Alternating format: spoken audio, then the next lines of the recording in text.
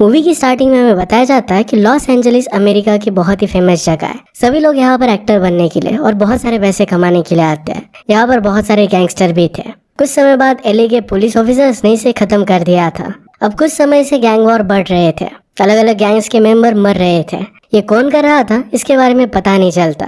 ये सारी बातें हमें एलए के फेमस हश हश मैगजीन के पब्लिशर सीड हगन्स बता रहे थे। और इसके बाद हमें बर्ड व्हाइट नाम के एक ऑफिसर का इंट्रोडक्शन दिया जाता है। यहाँ वो अपने फ्रेंड डिक के साथ बैठा हुआ था। वो अपनी कार से एक घर के अंदर देख रहे थे। वहाँ पर हस्बैंड अपनी वाइफ को मार रहा है। बर्ड इस चीज को सहन नहीं कर पाता। वो जाकर हस्बैंड को मारने लगता है। उसे धमकाता है कि अगर तुमने फिर से किया तो रेप केस में मैं तुम्हें अंदर कर दूंगा। बर्ड औरतों पर हुआ कोई भी टॉर्चर सहन नहीं कर सकता था। उसकी मॉम को उसके डैड नहीं कर पाया, पर अब वो कर सकता है और इस वजह से वो कभी भी औरतों पर गलत होने नहीं देता।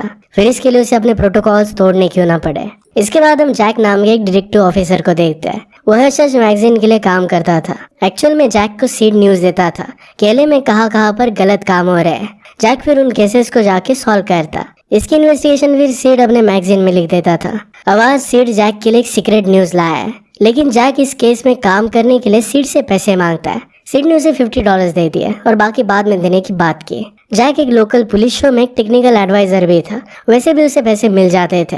उसने अब एक्चुअल पुलिस का काम छोड़ दिया था। इसके बाद हम एडमन एक्सली नाम के एक ऑफिसर को देखते हैं, जो एक ईमानदार ऑफिसर था। वो अपने रूल्स को काफी स्ट्रिक्टली फॉलो करता है। एडमन के फादर को किसी ने मार दिया था, पर अब तो उसे पता नहीं है कि उसके फादर को किसने मारा है। उसने मर्डरर का एक इमेजिनरी नाम रखा है। वो उसे रोलो तोमासी बोलता है। ये जो मैंने आपको तीनों कैरेक्टर्स बताए, ये मूवी के मेन कैरेक्टर्स है। अब हम बर्ड को एक बार में देखते हैं। वहाँ पर वो एक लिन नाम की लड़की से मिलता है, जो उसे बहुत ही अच्छी लगती थी। बर्ड वहाँ से निकलकर फिर एक कार में एक इंश्योर्ड नोज वाली लड़की को देखता है। उसने उससे इंक्वायरी की कि क्या तुम्हारी गार्ड से उसका झगड़ा हो जाता है। बस पहले पुलिस ऑफिसर हुआ करता था। सिचुएशन नॉर्मल होने के बाद पता चलता है कि उस लेडी के साथ कुछ भी गलत नहीं हुआ था। वो लेडी जिसके साथ थी उसका नाम था पीएस पैचेट। वो इस सिटी का सबसे बड़ा इन्वेस्टर था। यहाँ पर बर्ड का फ्रेंड डिक भी उस लेडी को पहचानता था, पर उसने ये बात नहीं बताई। इसका रीजन हमें बाद में पता चलेगा। और इसके बाद जैक एक फेमस आदमी को एक सेक्स वर्कर के साथ पकड़ता है। उसे ये न्यूज सीड ने दी थी। वहाँ मिले कार्ड से उसे पता चलता है कि लड़की फ्लावर द लिज बार में काम करती थी। वो बार सेक्स वर्कर को सप्लाई करता था। अब वो रात क्रिसमस ईव की रात थी, जब सभी ऑफिसर ड्रिंक किए हुए थे। जेल में कुछ क्रिमिनल्स थे जिन्हें पुलिस ऑफिसर्स की डेथ के लिए अरेस्ट किया गया था।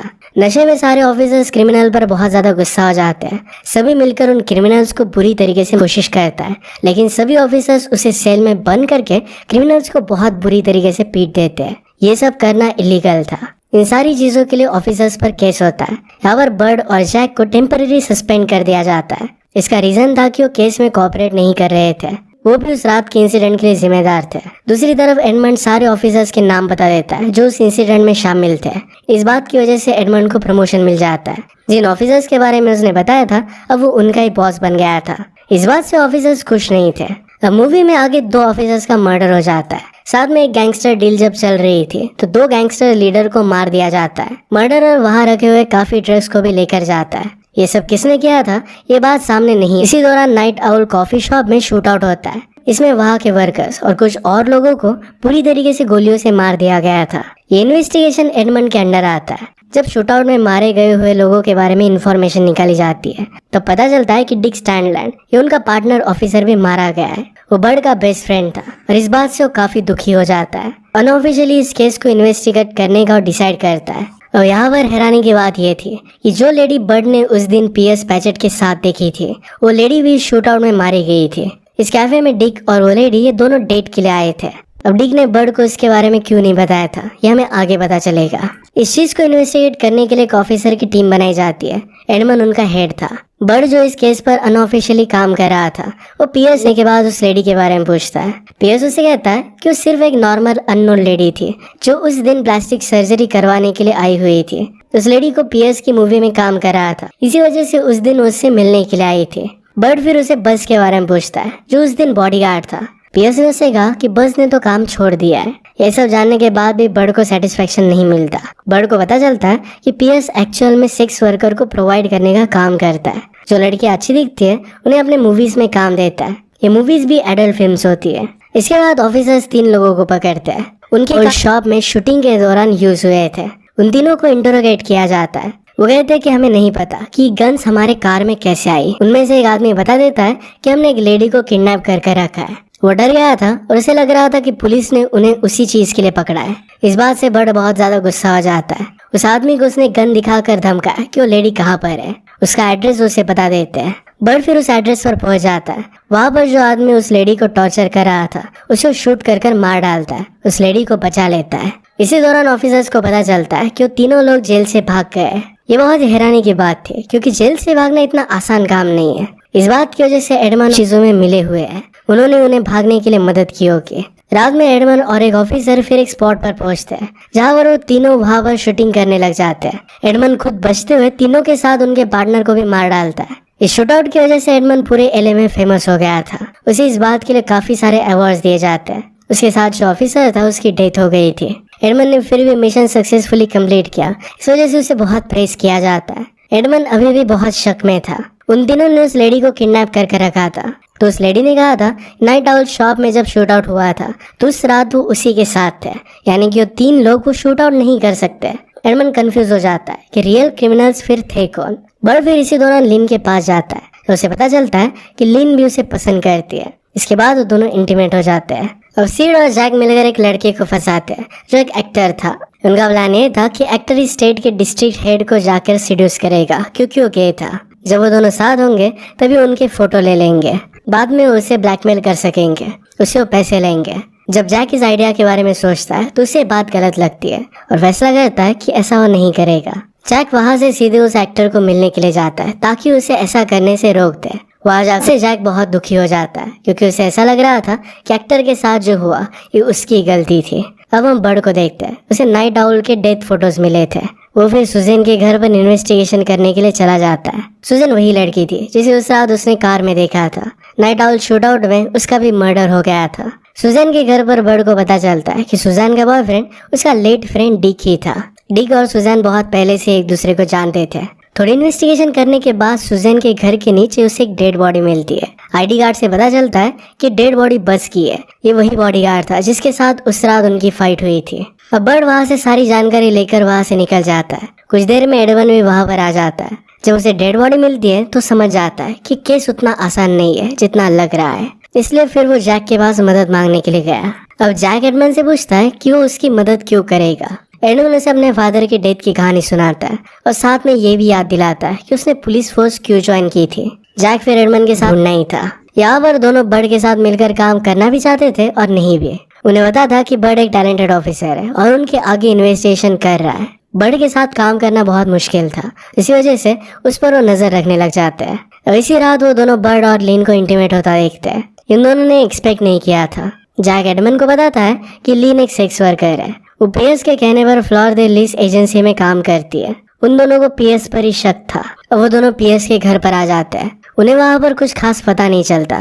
दूसरी तरफ बर्ड पुलिस रिकॉर्ड चेक करने लगता है। वहां पर उसने बस की आईडी ढूंढी क्योंकि वो भी पहले पुलिस ऑफिसर था। एडमंड अब लिन से इन्वेस्टिगेट करने के लिए जाता है। वहां पर लिन उसे सीड्यूस करने लगती है। एडमंड उसके साथ इंटीमेट निकाल लेता है।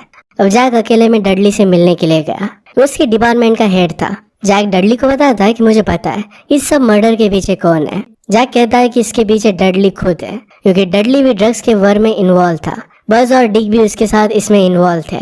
जब बज ने उनसे अलग होने का फैसला किया तो डिक और सुजैन ने मिलकर उसे मार डाला। इसके बाद सुजैन के घर के नीचे दबा दिया। जब डिक और सुजैन ने डडली से पैसे मांगे तो डडली ने नाइट आउट शूटआउट में उन दोनों को मरवा दिया। जैक उसे ब्लैकमेल करना चाहता था। वो कहता है कि मैंने बात अब तक एडमंड को नहीं बताई है। इसके अगले मोमेंट पर डडली जैक को अपने गन से शूट कर देता है। जैक मरते हुए डडली को रोलो तोमासी कहता है जो डडली समझ नहीं पाता। अब जैक की डेथ के बाद डडली एक मीटिंग बिठाता है जिसमें वो कहता है वरना पुलिस फोर्स पर शर्म करने की बात होगी। बात करते हुए डडली एडमंड से जैक के मर्डर के बारे में डिस्कस कर रहा था। वो कहता है कि जैक ने रोलो तोमासी नाम लिया था। डडली ने एडमंड को ये बात इसलिए बताई थी क्योंकि उसे लग रहा था कि शायद रोला तोमासी कोई आदमी है और उसे सब कुछ पता है। वो एडमंड से उसके बारे में पता करना चाहता था। एडमंड को पता था कि जैक अपने फादर के मर्डरर को रोला तोमासी बोलता है और ये बात डडली ने एडमंड से कही थी।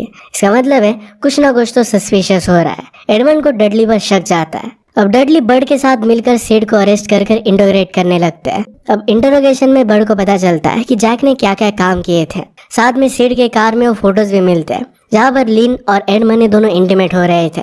इस बात से गुस्से में बर्ड वहाँ से चला जाता है। अब एडमन दूसरी तरफ इन्वेस्टिगेशन कर रहा था तो उसे फाइनली कंफर्म हो जाता है कि डडली, एडमन उसे बता देता है कि डडली ने ये सब किया है। बर्ड इतना गुस्से में था कि वो सीधे एडमन को मारने लगता है, उसे बहुत बुरी तरीके से पीटता है। एडमन बर्ड को समझाता है कि ये अभी इतना जरूरी नहीं है, उन्हें पहले डडली को पकड़ना होगा। वो दोनों डॉट्स कनेक्ट करना शुरू करते हैं। उनका शक कंफर्म हो जाता है कि डडली कल्प्रिट है। उस दिन जेल से उन तीनों लोगों को डडली ने ही भगाया होगा क्योंकि वो बहुत ही हायर ऑफिशियल है, उसके ऑर्डर के बिना ये हो नहीं सकता था। वो दोनों फिर अपने एक ऑफिसर के पास जाते हैं। डडली और पियर्स को इंट्रोगेशन में लेने का रिक्वेस्ट करते हैं।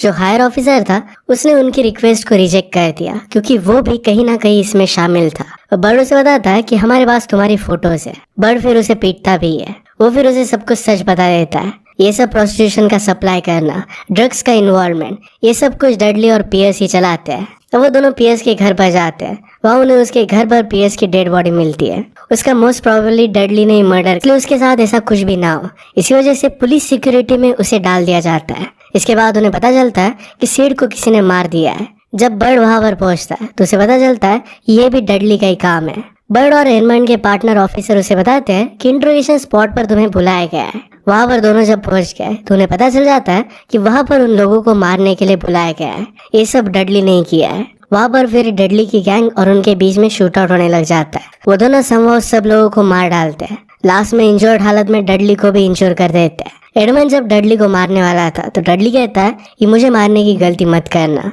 मेरी वजह से तुम्हारा प्रमोशन रुक जाएगा, मेरा रिटायरमेंट को सिर्फ कुछ ही महीने है। एडमंड फिर भी उसे मार डालता है। एडमंड को जो सही लगता था इसके लिए रूल तोड़ने के लिए झिझकता नहीं था। जब पुलिस डिपार्टमेंट को डडली के बारे में पता चलता है तो ये बात वो पब्लिक में आउट नहीं कर सकते थे, इससे पुलिस डिपार्टमेंट की बदनामी हो सकती थी। डडली को हीरो कह दिया जाता है। एडमंड को भी उसकी बहादुरी के लिए प्रमोशन दे दिया जाता है।